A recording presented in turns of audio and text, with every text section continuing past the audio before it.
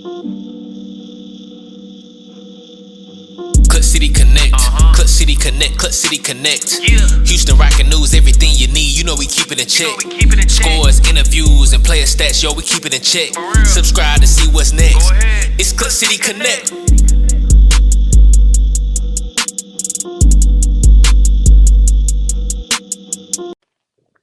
What is the deal, YouTube? It's your boy Tyler A. And your boy AP.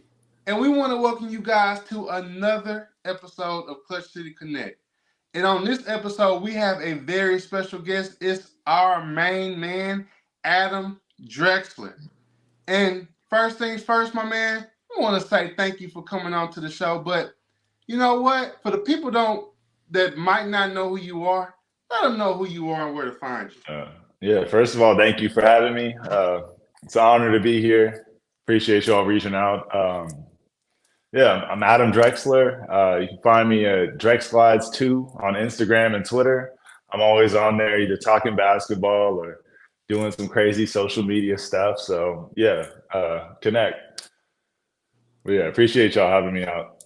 For sure, my man. Hey, it's awesome having you on here, my man. I can't even lie. Make sure you're on phone. Yes, absolutely. So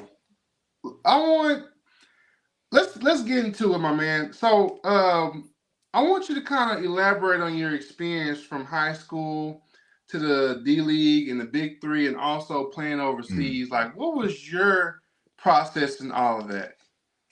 Yeah, for me it was kind of weird because you grow up, with the Drexler last name. Everyone expects you to play basketball. That's just kind of how it goes. It doesn't matter what. So I'm the youngest. I have an older brother and older sister, and nobody played basketball. We never even really attempted it. So I think growing up, I hit a growth spurt, and it kind of started to look like I had the same build as my father, to where we got the same kind of athleticism and height. And my coach actually in high school just was like, "Hey, you're playing." So I'd always played, but I never really took it seriously. I was always I was a musician. I loved to just play music, and music was my passion. And basketball was secondary. I just never really locked in on basketball. But that growth spurt definitely. And my trainer now, Jarvis Kraft, he was the captain of the team, and he kind of told me, "Hey, if you really work on this, you can get somewhere with it. You can go to college, you can go pro, stuff like that." So yeah, he kind of pushed me, and once I started, I fell in love with it. Never looked back. But it's definitely an interesting principle when you have a Hall of Famer last name. You share the name of a Hall of Famer. Every time you step on the court, it's not like I can have a bad game and it's fine. Like if you don't have that last name, you have a bad game, no one cares. But for me, I get everybody's best game. Everyone thinks, okay, if I drop 30 on Drexler, then I'm gonna be in the news. So with that, it means you got to work twice as hard to make sure that doesn't happen to you. So it just kind of pushed me. And I never really been someone that needed encouragement. I never needed someone to push me towards it. I loved it. So my father, once he saw me doing that, I asked him, I was like, "Hey, can you help me out?" And gave me some pointers, and yeah, the rest is history. I just kind of stuck with it. Got to college. I was big. I hit a growth spurt. So I was playing big, and then I had to slowly get guard skills. And by my senior year, I was running point. When I got to college, it was kind of a weird process where, college, you never really know what's going to work out. But luckily, my freshman year of college, I was working out, and it was during the NBA lockout, and they had the Drew League. So I got to play in that, and I was playing against pros, and I actually got some connections from there. So after my junior year of college, I thought it was over because my team wasn't doing well. I wasn't doing well. I got invited to a workout in LA to go work out with the Guangdong Tigers, a China team. And I did well. People there were impressed, and the next thing you know, I was signed to a team in Japan. So that's kind of how I made the journey pro. Played 1 year in Japan, then I went into the Rockets Summer League, and then I went and played back in Japan, and then Celtics Summer League. Worked out with the Portland Trail Blazers, and then I went and played in Mexico, and I just kept on playing. So the kind of, you never know where basketball is going to take you. I'm sorry that was long-winded. That was a lot. So No, it it's all was good, different. man. So was it like a different atmosphere playing in Japan compared to the NBA? Oh, definitely. Mindset. I mean, I would be lying if I said no one who dedicates, most of their life to playing basketball wants to, like overseas is not their first look. Everyone wants to go and play in the NBA. I'm no different. I wanted to play in the NBA. I wanted to be a draft pick. That's everyone who's playing in college wants that. That's the dream. But for me, it was such a weird route because I've got this big last name, but I gotta go overseas and just kind of make something work from nothing really. So it was kind of it was a humbling experience for me. I never really been overseas like that. But Japan, they were really cool. They welcomed me, and I learned a lot about the game. I think that really helped me because before that, I was just relying on athleticism and playing overseas. They really teach you how to think the game. You really got to work on strategies, schemes. So that definitely helped me a lot. That's cool. Sweet, man. Hey, that's amazing. That's something that I've always kind of wondered how the games differ between overseas and the NBA, especially with now it seems like there's a influx of international players getting into the league and excelling. So it's very interesting that you said that, and it kind of puts in perspective of the difference between the NBA ball and also even playing in China. So I want to ask you this, my man. So carrying that name, that Drexler last name, what is it like being the son of a Hall of Fame player and Clyde the Glide Drexler? Yeah, it's always a weird question because I've never been anybody else's son, so it's always but in growing up, you find perspective in that you grow up with the privilege, you grow up with basically easy street. I don't have to worry about anything. I'm playing basketball not because I have a family to take care of, not because I have, I'm struggling in any capacity. I'm just playing because I love the game. And I think it puts a lot into perspective when you have a father. Like my father is a very humble guy, very out of the spotlight. And he raised us to be the same kind of way where we just put our head down and work. And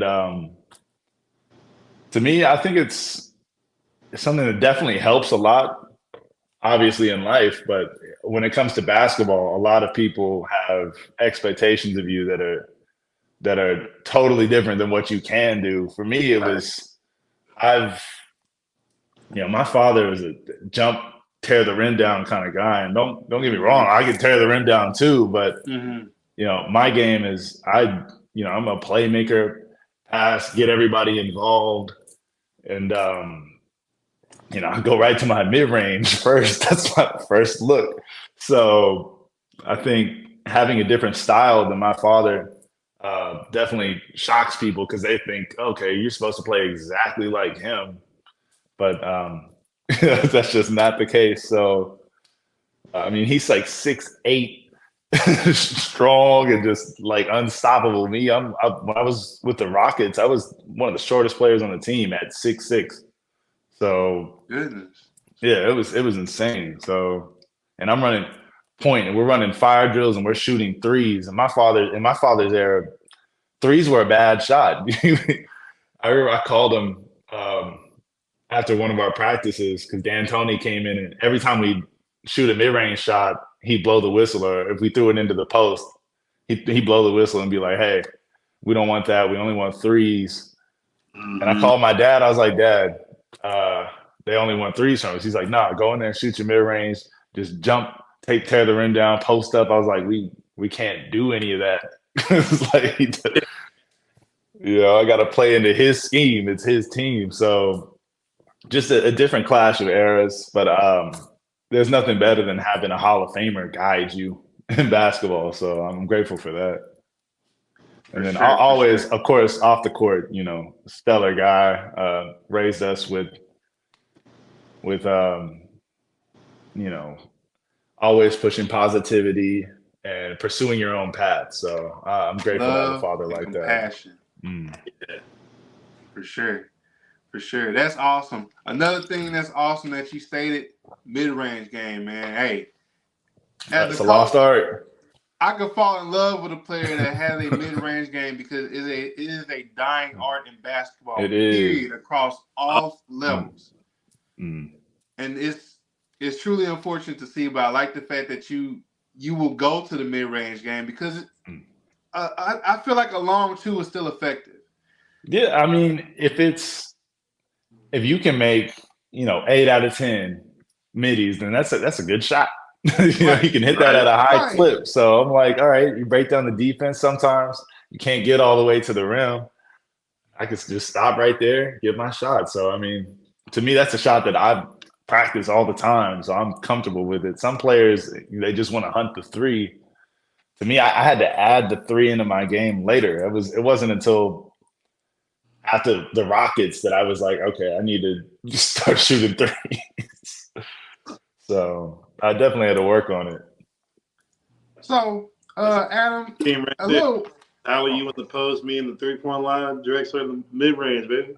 Oh yeah, hey, that's Hall of Fame money right there. That's prime time. So, Adam, a little while ago you mentioned eras, and I kind of want to piggyback off that word, right? Mm-hmm. So let's go back to the days of when your dad was playing. So I want to ask you, what was the aura like when your dad played for the Portland Trailblazers and then the Houston Rockets? I mean, that was an incredible time. Because on one hand, I was born in Portland, so Portland's always home to me. And the city just they love Blazers culture. They love their team. They go all out there. I mean, still to this day, I get gifts for my birthday, Christmas, from Blazers fans and all that. But I mean, as much as it was a home for me, my father, his home was Houston, so he loved playing for the Blazers, and he's always, Portland always has a special place in his heart. But I think going back and winning the championship with Houston and getting to win with one of his best friends and Hakeem was probably just a storybook ending for him. Because I mean, Houston is his home, and he just, after winning that championship, it just cemented that legacy in the city to where it's just, even when I was working out with the Rockets, he's right there on the banners. So it was just something that is amazing for that city, but also with Portland. I mean, it gets no better than the fans in Portland are the best, in my opinion. They don't care about anything but basketball. They're always riding for their team, win or lose, doesn't matter. So having a legacy in both of those cities is amazing. I got a funny story for you, my man. At one of my old jobs, we actually got a guy who was from Portland. And this guy heckled me. Once he found out I was a Rockets fan, he heckled me. Oh, you suck. I'm like, why? He was like, y'all stole Clyde from us. I'm like, what? How did we steal Clyde from you? You should have never got him. I'm like, okay. Yeah, it was crazy.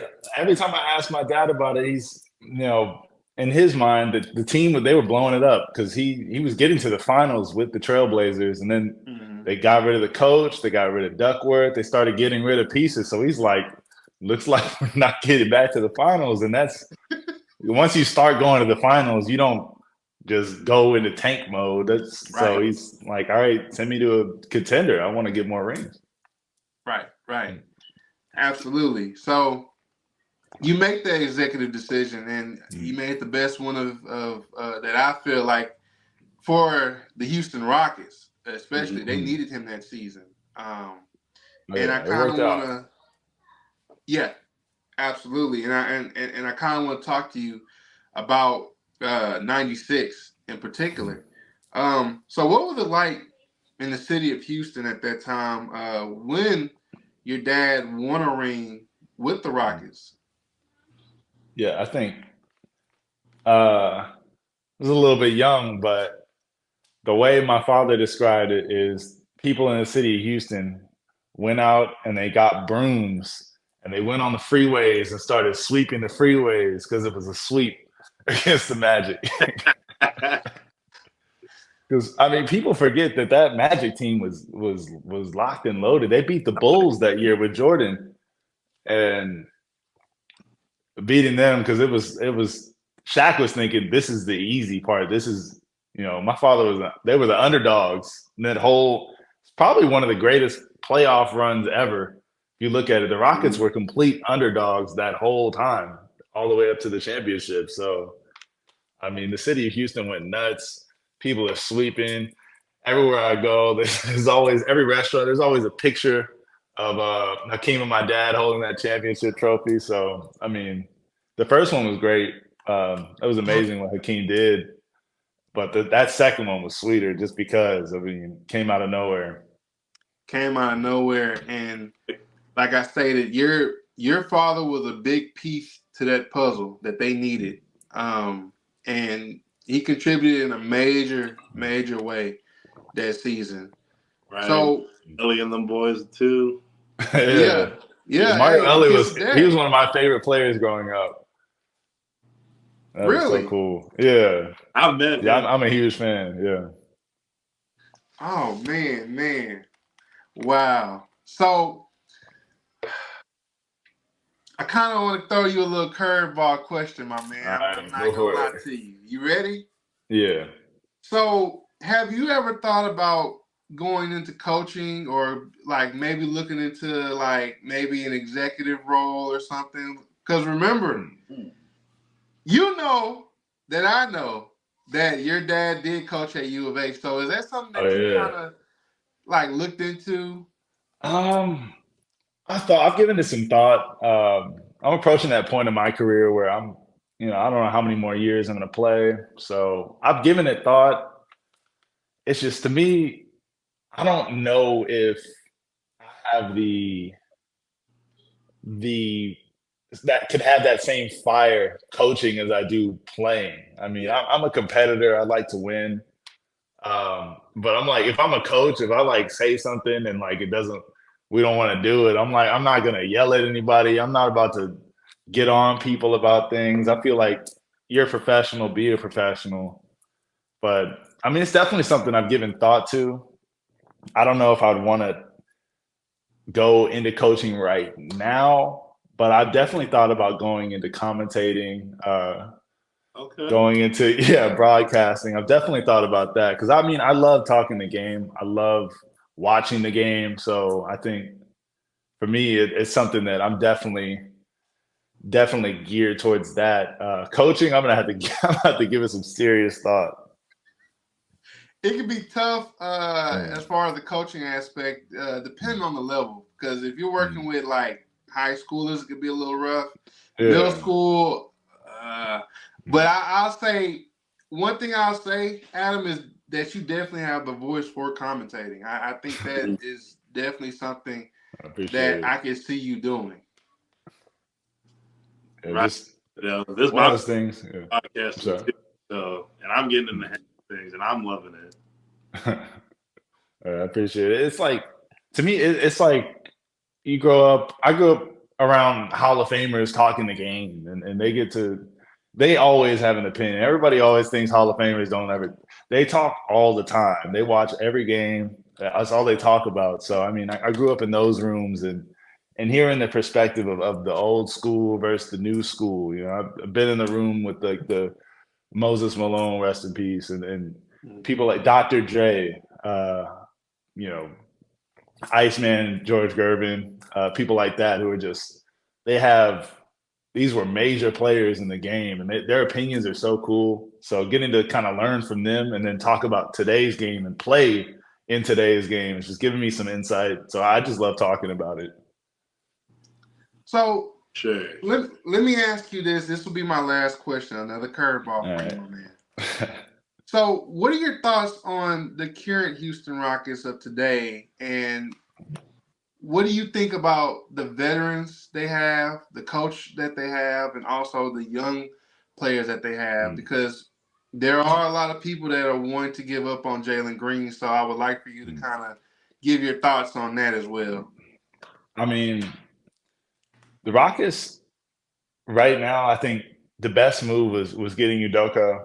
I mean, that's a mastermind of a coach. He knows how to get people to play beyond themselves in a way. Not saying they don't have it, but he just gets the best out of a lot of players. And I think what we're seeing right now, we see guys like Sengun is just a mini Jokic. But Jalen Green, honestly, I like his game. I think he's benefiting the most from having Udoka as a coach because Jalen Green, make no mistake, I mean, he has the build to be an all-star. There's no doubt about it in my mind. I mean, he just has all the tools. And I think at first, I mean, you look at his first year, I mean, it was, he's playing on a team where they're not expected to do anything. So he's just shooting. Right. But this year he's playing, and he's playing in a role, and he's playing that role well. I think having vets and guys like Dylan Brooks, who honestly I didn't know what that was going to look like with the Rockets. I didn't know what to expect from that, but I mean he's doing well. He's doing his part as being a leader on that team, and I think having somebody like that kind of give your team the edge to be like, hey, we expect to win games instead of being like, okay, we're okay with being the last place team. I think that definitely helps. And that goes all the way down from the starters to the bench. I mean, you got guys like my boy Nate Hinton, who's on the team. Me and him work out with the same trainer. Having competitors on your team just really helps you try to pursue winning. And Udoka is a coach who expects to win. So that changed the whole environment for them, changed the whole locker room. I think that's probably the biggest thing I've noticed from all the locker rooms that, and all the coaches that I've experienced. I think when I was working out with the Rockets, D'Antoni they were trying to win a championship. It was, if the Rockets don't win a championship, it's a bust. And then they got Chris Paul. And then when I was with the Celtics, Kyrie was what, just he was going to be a free agent that summer. They didn't know if he was going to re-sign or if he was going to leave. Yeah. And that team was a championship or bust team. So being in rooms with guys like Brad Stevens, Mike D'Antoni, who are like, my job is on the line. If we don't win a championship, I'm going to get fired. Having guys like that is just it's a winning mentality, and you can see it. Same thing with the Blazers. They had a coach Stotts when I was working out with them. Mm-hmm. And even though, I mean, the team, no one expected the Blazers to win a championship at that time. But the coach was expecting players to win. I mean, he was expecting everybody to compete. Everyone's heads were up. No one was sitting there thinking, okay, well, we're going to lose anyway. I'm going to shoot X many shots. I don't care. It's just effort. And you can't really coach effort, but you can expect effort from players, and players can rise to the challenge. And Houston's rising to the challenge. You sound like a coach.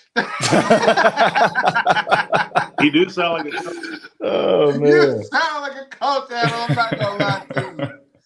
But, man, you know what? I got to tell you, my man, we want to appreciate you so much for coming on to come talk to us, give your insight on a lot of different topics. And like I say, it's a blessing. We appreciate you. I appreciate you for having me. It's so cool to just talk basketball.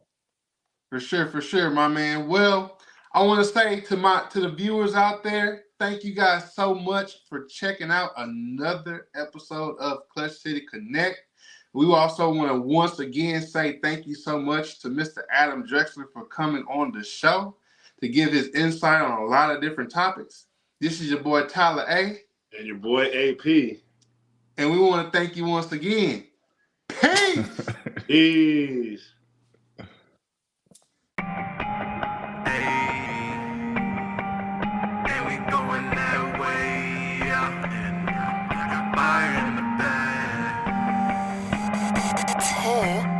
Yeah. Took 2 shots to the brain, yeah.